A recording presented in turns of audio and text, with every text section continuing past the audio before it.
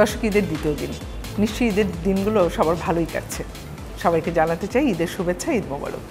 এবং এই মুহূর্তে আপনারা দেখছেন 10-এ 10, আপনাদের সাথে আছি আমি নীল মাহবুব আর আমি জিনিয়া কবির সূচনা। এবং আমাদের সাথে কারা আছেন নিশ্চয়ই দর্শক আপনারা দেখতে পাচ্ছেন, আমাদের সাথে আছেন বৃন্দাবন দাস এবং শাহনাজ খুশি। আমরাও আসলে ভীষণ রকম খুশি একদম। এই যে ঈদের দিনে ঈদের আড্ডায় আপনাদেরকে পেয়েছি। অনেক ধন্যবাদ। প্রথমে যেটা জানতে চাই, কোন দিনটা বেশি ভালো লাগে, যে ঈদের আগের দিন, ঈদের দিন নাকি ঈদের পরের দিন? আমার কাছে ঈদের আগে থেকে ঈদের পুরো সপ্তাহটাই খুব ভালো লাগে, মানে অন্যরকম একটা আনন্দে কাটে। কিন্তু আমি শাহনাজ খুশি আপনার কাছে জানতে চাই যে দাদার যে কারণে ভালো কাটে ছুটি, আপনার তো না, আমার উল্টো। আমি উত্তরটার জন্য জানতে চেয়েছি। মানে ঈদ না আসলে হয়তো ভালো হতো, এত রান্না বান্না। সব কাজই মানে সারা বছরের সংসারের যত খুঁটিনাটি পরিষ্কার পরিচ্ছন্নতা করা হয়, ঈদকে কেন্দ্র করে একটু না করলে উৎসবটা জমে না। তো সেটারও একটা বাড়তি প্রেশার থাকে, কাজ থাকে, মেহমানদারি তো থাকেই, কিন্তু ভালো লাগে। কারণ আনন্দটা সবার মধ্যে, আমার একার না, শুধু আমার একার পরিবারে না, সবার আনন্দ দেখতেও তো ভালো লাগে। আর ভালো লাগে ঢাকা শহরে, ভালো লাগার ব্যাপারটা তো আরেকটা কারণ হচ্ছে যে ফাঁকা ঢাকা শহরে, ওইটা হচ্ছে বোনাস ভালো লাগা। এটা সত্যি, এটা বোধহয় সবার। আচ্ছা দাদা, এই যে আমরা শুরুতেও অনেক কথা বললাম, এখনো কথা বলছি, মানুষ চলার পথে কিন্তু অনেক ধরনের কথাই বলে, সহজ কথা বলে, কঠিন কথা বলে, জটিল কথা বলে, বাজে কথা বলে, অদ্ভুত কথা বলে। এবার আমরা আসলে একটু নিজেদের মধ্যে এই কথাগুলো বলতে চাই। প্রথমে দাদা আপনার কাছে একটু যদি জানতে চাই যে একটা বাজে কথা বলেন। আপনি খুব ফালতু লোক। দারুণ, আমার খুব পছন্দ হয়েছে। একটা মিথ্যে কথা বলেন। খুবই ভালো আছি। তার মানে খুব ভালো নেই। এটা তো বুঝাই যাচ্ছে নীল। আচ্ছা, এবার যদি জানতে চাই দুজনের কাছেই, প্রথমে দাদা একটা সহজ কথা বলেন। এটাও অনেক কঠিন। খুশি আপা?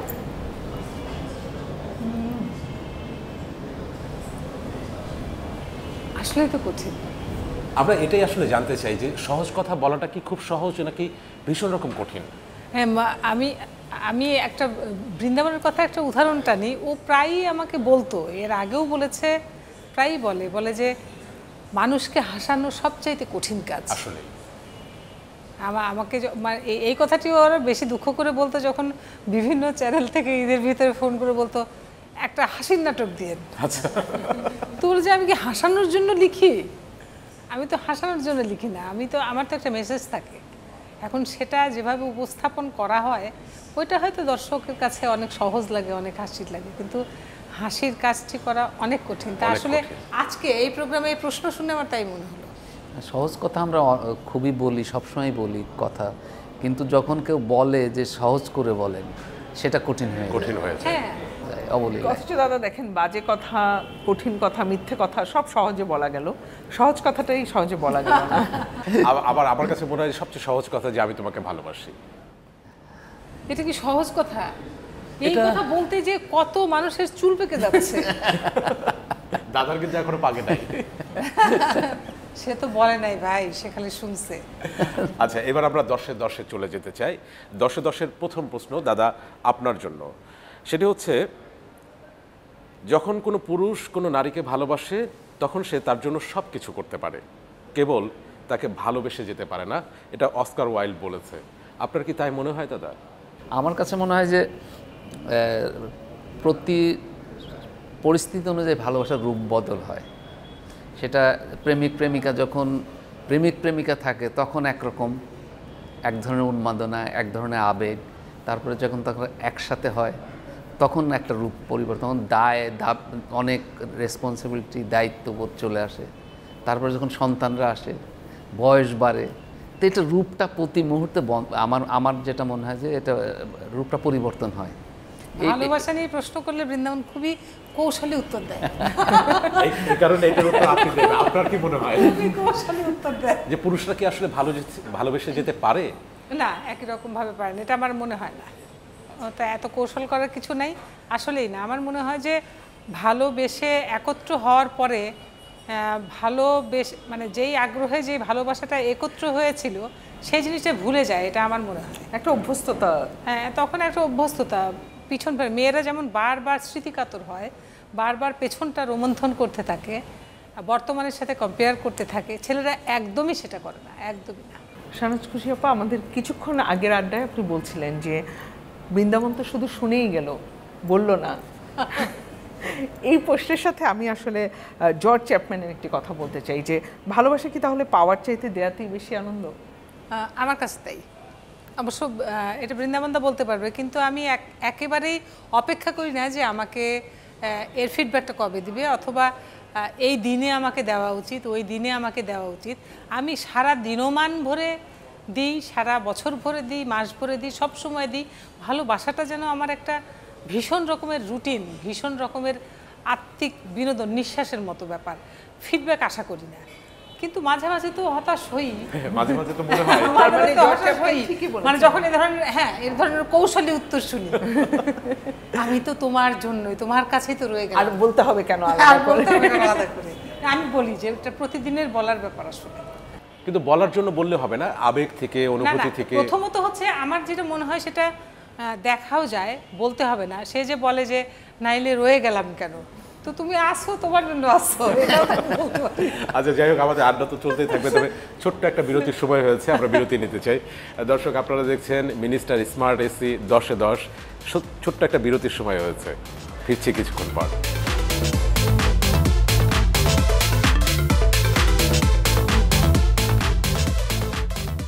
আপনারা দেখছিলেন মিনিস্টার এসি 10-এ 10। আরও একবার স্বাগত আমাদের এই অনুষ্ঠানে। এবার 10-এ 10-এর আরেকটি প্রশ্ন এবার দাদার জন্য, সেটি হচ্ছে যে হেলেন কেলার বলেছে সংসারের সবচেয়ে সুন্দর জিনিসটাকে কখনো ছোঁয়া কিংবা ধরা যায় না, তাকে শুধুই হৃদয় দ্বারা অনুভব করা যায়। আপনি কি একমত?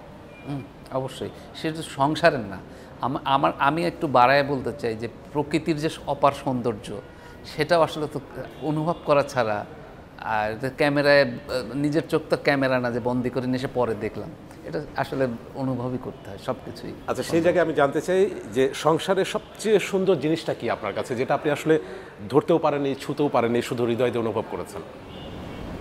সুখ। সুখ, দারুণ।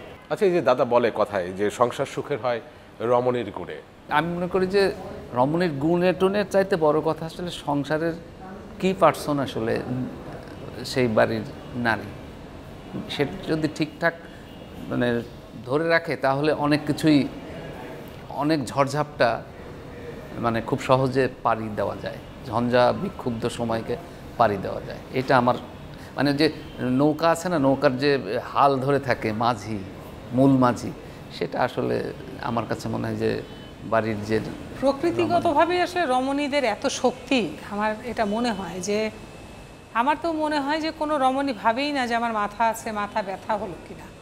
মানে সকাল থেকে শুরু করে একদম ঘুমানো অবধি সবার মাথার দিকে খেয়াল রাখে যে কারো মাথা ব্যথা করছে কিনা, কারোর মন ভার কিনা, কে কী খাবে, কে কী করবে, নিজের কাজ, নিজের জব, লৌকিকতা, সামাজিকতা, এভরিথিং।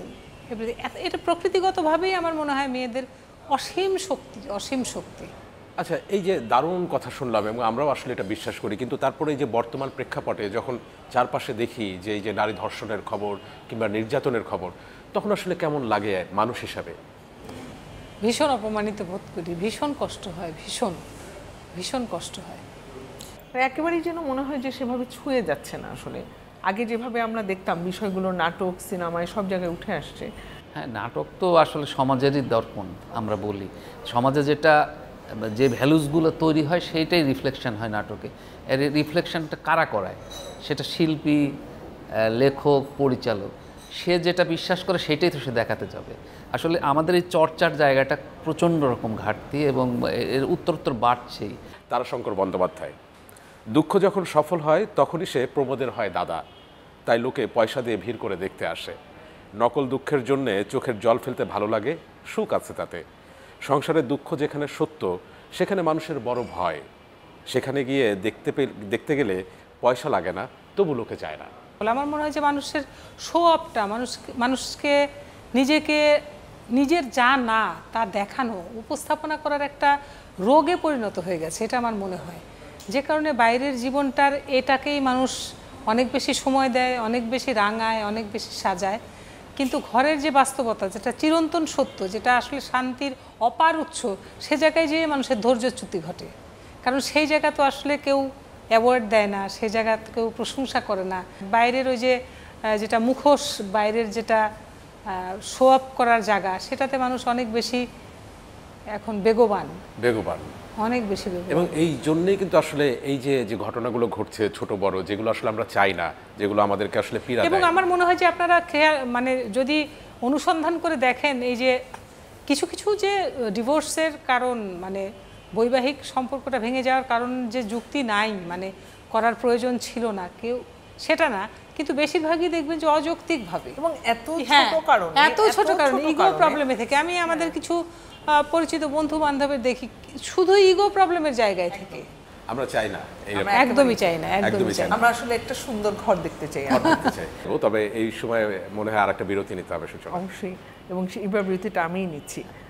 মিস্টার স্মার্ট এসি 10-10 অনুষ্ঠানের সময় হচ্ছে একটা বিরতি। কোথাও যাবেন না, আমরা আরও মজার প্রশ্ন নিয়ে ফিরবো, সাথেই থাকবেন।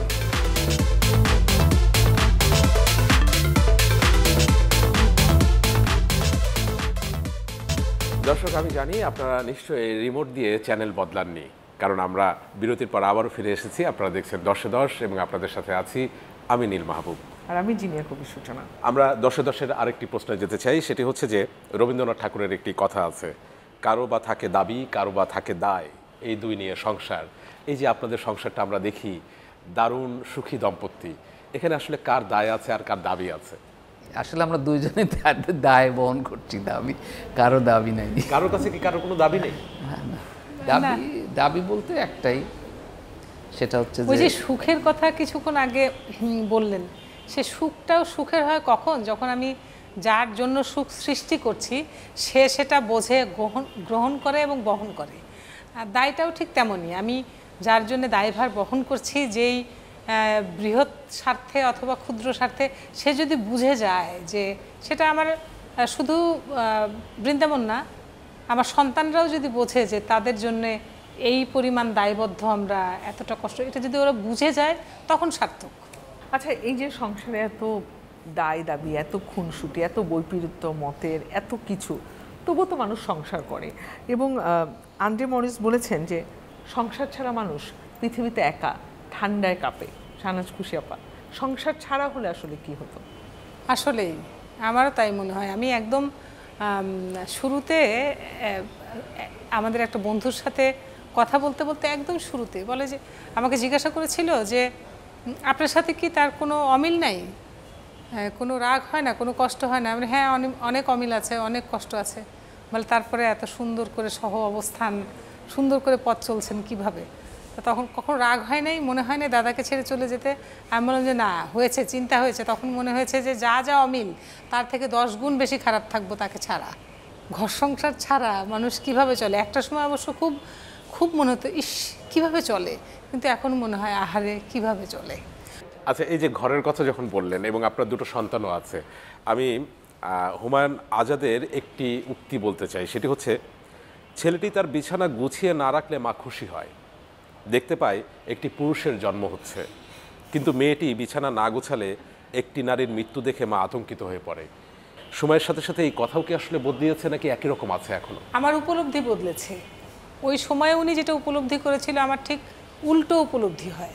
ছেলেদের ক্ষেত্রে আমার শুধু প্রতিদিন আমি ওদের এলোমেলো গোছানো, এবং দেখা যায় যে 2টা বেজে যায়, 3টা বেজে যায়, তারা টেলিভিশন দেখছে ছুটির দিনে আর কি, মশারির দড়িটাও খোলে না। তখন আমার খালি ভয় লাগতে থাকে, হায় হায় এদের জীবন কিভাবে যাবে। কারণ আমি মাঝে মাঝে বলি ফান করে, আমি বলি যে তোর বাবা যেভাবে একটা বউ পাইছিল আমার মতো, তোরা তো এরকম কোনো মেয়ে পাবি না যে তোদের এই মশারির দড়ি বাঁধা থেকে শুরু করে সব কিছু টলারেট। মশারি কিন্তু আমি সবসময় বাঁধি। আমি যদিও আসলে এগুলো আমারই দোষ, আমার বোনেরা বলে, ভাইয়েরা বলে, আমাদের বন্ধু বান্ধব বলে যে তুমি এদেরকে এরকম কুড়ে তৈরি করছো। আসলে তো পরিবার তো সত্যই, পরিবার থেকেই কিন্তু আসলে হ্যাঁ হ্যাঁ, কিন্তু আমি আবার সেটা করেছি যখন মনে হয়েছে যে ওরা ক্যাপাবল না, কিন্তু এখন যখন করতে পারে তখন তাদের সেটা ওই যে অভ্যস্ততা হয়ে গেছে। কিন্তু সেটার জন্য আমি দুঃখিত, আমার বোধের পরিবর্তন হয়েছে, আমার মনে হয়েছে যে তার দায়িত্ববান হওয়া উচিত। এই যে একটা উদাহরণ বলা হয় আপনাদেরকে এখন, অথচ এই সময় এসে আমরা দেখতে পাচ্ছি সংসার ভাঙার পরিসংখ্যানটা আমাদের দেশের প্রেক্ষাপটে সামাজিকভাবে অনেক বেশি পরিবারের জায়গা থেকে। এবং সেক্ষেত্রে আমি এই একটি প্রশ্ন করতে চাই টরিয়ানোর, যে সংসারে শান্তির জন্য স্বামীকে বধির এবং স্ত্রীকে অবশ্যই অন্ধ হতে হবে, মানে এটা না বলেই কি এখন ঝামেলাটা বেশি হচ্ছে? বা আপনি কি মানে টরিয়ানোর এই কথার সাথে একমত? একমত। না না না, একমত না। কেন, মানুষ তো বোধ বুদ্ধি সম্পন্ন, কেন বধির থাকবে, কেন অন্ধ থাকবে?